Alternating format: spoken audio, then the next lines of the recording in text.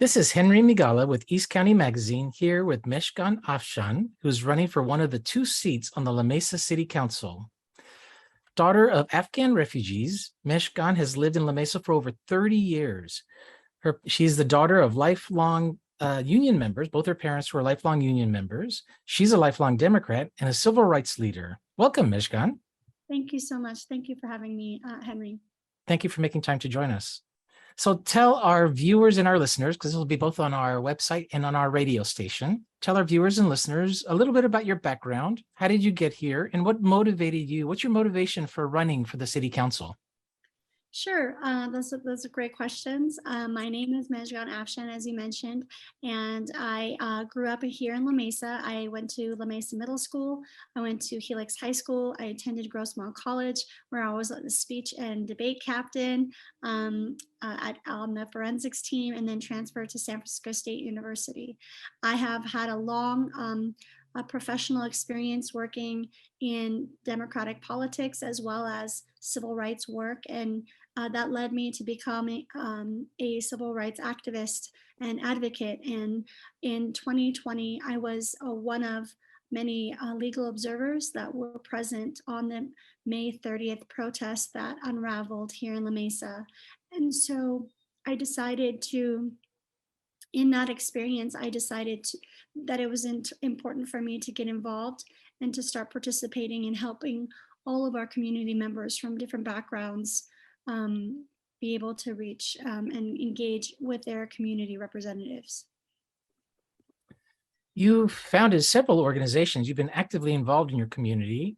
You're the founder of Borderlands for Equity. Tell me what that is and what it's about, what its mission, and what you do. So I'm the co-founder of Borderlands for Equity with Suzanne Arani, who's a civil rights attorney, and I am the public policy and advocacy portion arm of our organization. We are a pro bono civil rights nonprofit based in La Mesa, the only pro bono civil rights nonprofit in East County, and we help represent those that have been discriminated against on the basis of race, religion, gender, ethnicity, and sexual orientation. And it's really important for me and our community members to have somebody show up and continue to help our most marginalized community members. You also founded the East County Justice Coalition. Can you tell me a little bit about the East County Justice Coalition and what your mission is and what your accomplishments have been?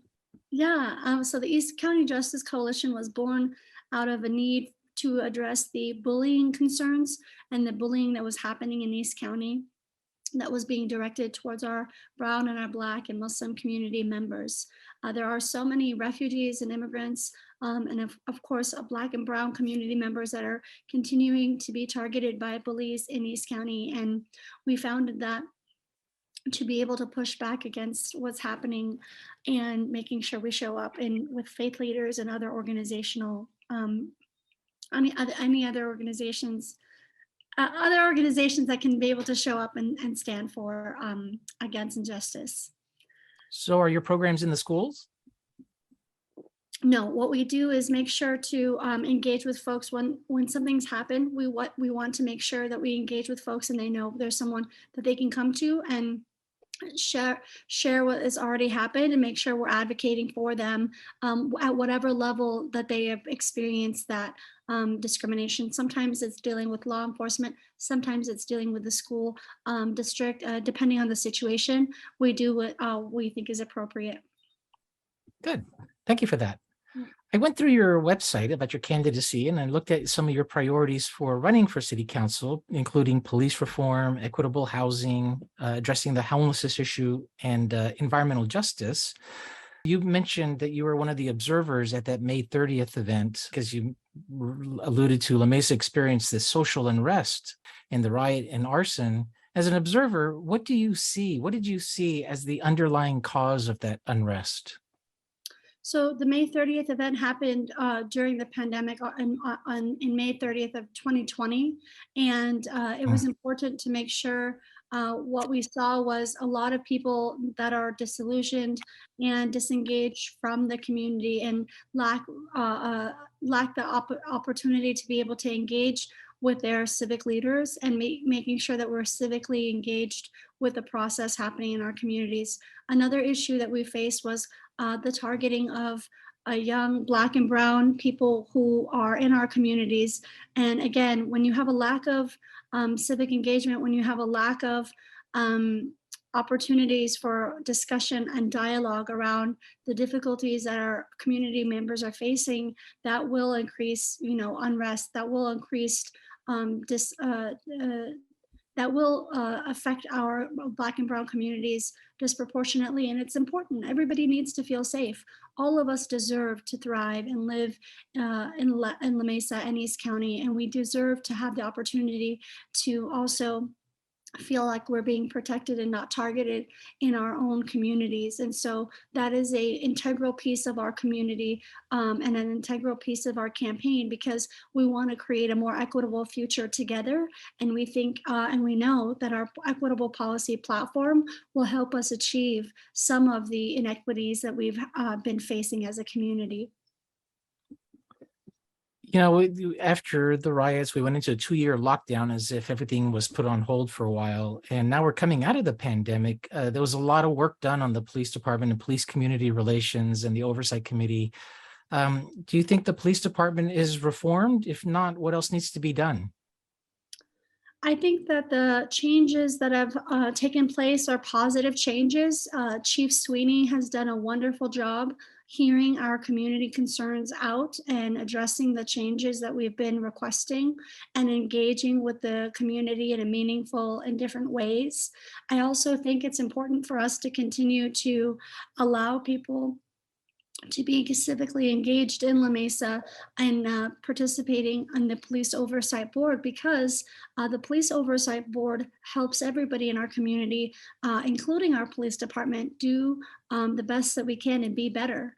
And one of the ways we can be able to continue that and making sure it stays it stays alive and it stays active is that we ensure the ability of an independent auditor to continue to hold our officers accountable that are not doing the right thing.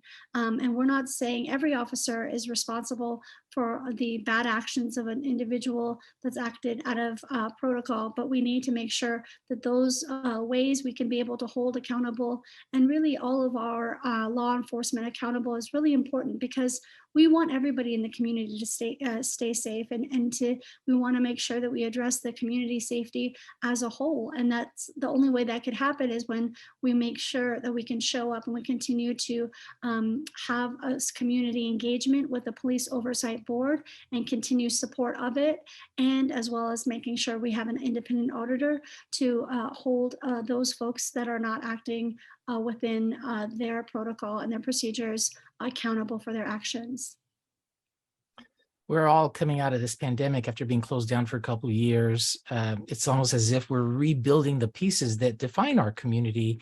And one of the first social events that happened in La Mesa was the Juneteenth celebration. Did you attend that? Yes, I did. We were tabling at the event, and it was a wonderful celebration that brought out over 1,500 community members. And it was such a beautiful day. The weather was lovely, and I think we need more reasons to come out and celebrate our diversity and thrive with one another. And Juneteenth is a wonderful way of which we can remember our African American sibling struggles, as well as the diversity that is now really beautiful fabric of our La Mesa and East County community. You went on to talk a little bit about equitable housing and homelessness, which is a huge issue, of course, East County, San Diego, everywhere. How would you address homelessness as a council member? So houselessness is a huge issue, and we have an ongoing issue, and it's not going anywhere, and not just in La Mesa, but all over East County and San Diego County in California. One of the ways we can be able to address this issue is making sure we have equitable access to affordable housing.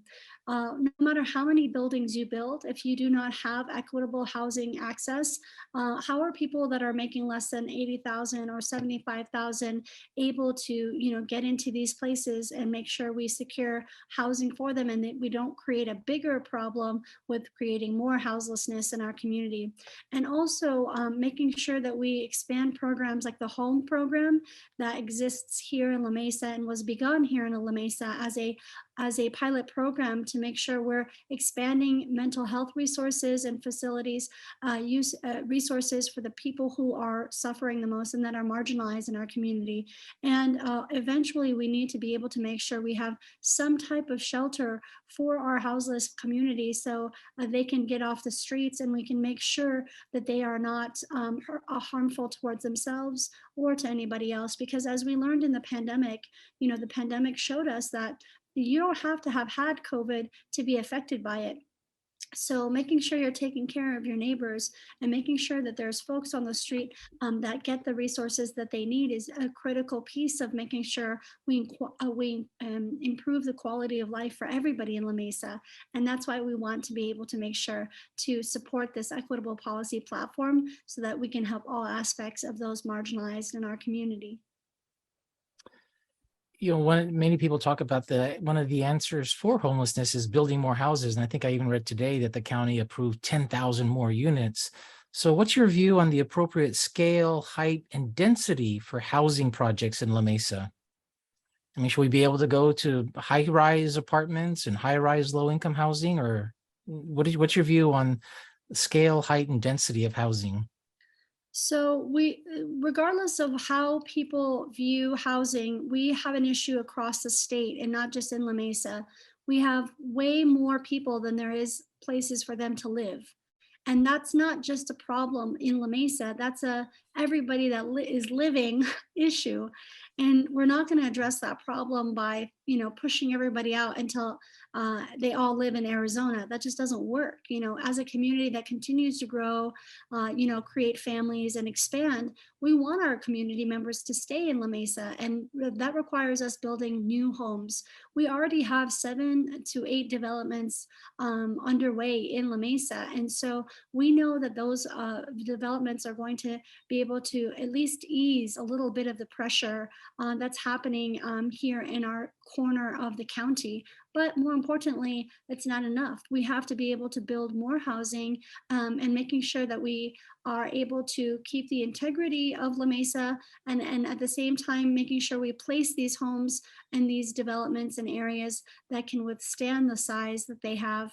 I don't have an exact rule like everybody has to have only 5-story buildings, or that's not something that I've made a hard and fast decision on. Depending on where it is located, depending on what the actual lot is and where it's placed in the city of La Mesa, will make a difference. Is it close to public transportation? Is it close to major schools or intersections? These are things that do make an influence on any decision. And I look forward to making this decision with my council members and our mayor to be able to provide housing for those that have been struggling. I know a lot of people that, especially during the pandemic, had to move in with family members because either their housing was insecure or they wanted to be able to save while they were struggling through the pandemic. These are things that are affecting at all levels. They're affecting all levels of our community in La Mesa, and we cannot turn a blind eye to them. So making sure we create more housing, more affordable housing, and making sure that housing accessibility is supported by the city of La Mesa is a concern for me. And also protecting tenants' rights throughout this process is a very important process as well. You kind of alluded to this, and it's a good segue. How do you balance the need for more homes versus a concern over parking, community character, and preserving the charm of the historic downtown district in all of La Mesa? How do you balance that? Well, there's more of La Mesa than just our downtown, beautiful La Mesa Village area. And I grew up, not too far, just a few blocks away from La Mesa Village. I live less than 5 minutes away from the La Mesa Village right now. And I think it's important to know that the people who are wanting to keep the integrity of La Mesa, they're not coming from a malicious place. Nobody here is coming from an ugly, malicious place. We want homes and we want a community that is reflective of where we've lived and where many of us have grown up. And we want to continue to provide that for the children and the families that we have that continue to move here and that are growing up here as we speak. So maintaining the integrity and character is a little bit different than addressing the housing needs, because it's not like we're going to take our grandchildren and have them live in the streets. We want them to be able to grow up, and we want our nieces and nephews and brothers and sisters to be able to have housing in the city that they want to live in. And so in that regard, we definitely want to absolutely support more development of affordable housing and trying to maintain the character of La Mesa in the style that we can always improve something that we have that exists. There's no need for us to go backwards in time. We can be able to improve on what we have and make it accessible to all of our community's needs. Good. You also mentioned environmental justice as one of your priorities. Where do you see climate action as a priority for the La Mesa City Council? Oh, climate action is integral to our quality of life across the board. When it comes to pollution, when it comes to air quality, when it comes to longevity, I want all of our community members, including my own family, to live as long as we can, and it is the best in the best ways in which we can. And that requires making sure to fulfill our climate action plan. Our requirements for the city of La Mesa are only here to be able to live up to and be able to abide by the statewide implementation of climate action goals that we have as a state of California. And our state governor, Governor Gavin Newsom, has really led the country when it comes to making sure we can lessen our carbon footprint and making sure we can be able to provide for and improve the quality of life of our community members. Climate action plan is integral to what we do in terms of civil rights too, because many people don't realize that the climate justice activists have always been trying to point and trying to put everybody's attention on the fact that climate crisis affects our Black and brown and marginalized community members disproportionately. And so if we can be able to make a greener and cleaner La Mesa and make it more sustainable, we have a better environment, not just for ourselves, but for the future generations that will live here. And I don't think anybody is against that. I think folks genuinely want to live a long life that's healthy and make sure that their communities are cleaner and greener and more sustainable for the generations to come, because people want to make sure to leave this place better than we found it. You mentioned on your website you want to improve the La Mesa Climate Action Plan. What do you mean by improve it? What needs improving? So there's so many suggestions that we can be able to implement that we haven't been able to yet. Something like using gray water. We live in a drought. I mean, yeah, we're living within a drought. We have a climate crisis, and the place that we live in is essentially a desert. Why can't we be able to use gray water, the water that you use in your home after you wash some fruits and vegetables or take a shower? Why can't we use that for other ways, like watering our plants or making sure to use them to be able to water trees in our community? This is a huge benefit. It's a boon, and we could be able to recycle that water and use it for our community. If we don't address these concerns, we will continue regardless to experience these power outages, these brownouts, as I was mentioning to you before the call, and the things that are happening in our community, like these heat waves that so many unfortunately have either suffered from or in the most extreme cases died from. We need to be able to address these concerns, and the climate action plan needs to be implemented, and the suggestions of the climate action plan need to be implemented, and things that we haven't done yet, like gray water, can be implemented, and be also, of course, expand our solar panel usage, and hopefully the continued electrification of homes and appliances, so people don't have to suffer as much these climate crisis concerns that we've been facing recently. I mean, we are truly at a turning point in our country, and we need to be able to, as a community in La Mesa, not just fulfill our bare minimum goals, but hopefully be able to go above and beyond and meet the goals of the state of California, where we all can be able to improve our environment drastically and lessen the footprint. You mentioned on your site also finding and creating a permanent site for the library and a technology and arts hub. How would you fund a permanent library and technology and arts hub? So the permanent library, we have a library that's not permanent, and there is fundings that we have received from COVID-19 pandemic fundings, whether it's the CARES Act or other fundings that have come to the city of La Mesa that still are providing monies for supporting programs. One of the things that we had many, many years ago, I think it was made more than 50 years ago, the library that I grew up attending and being able to go with my sisters to used to be located at where the present day police department is on University Avenue. And so that library was actually connected to a theater and a gallery, and that was a long time ago. So why can't we have nice things? Henry, it's important for our community to have a permanent place for children to come and be able to read their books. That was one of the most fundamental pieces of my childhood that I loved and my sisters loved. And the children now deserve it. They don't have to be my children. All the kids in our community can and should be able to benefit from a permanent library, and make sure that we have a technology center to help all of our community members that need brushing up on their skills or support when it comes to learning new technologies.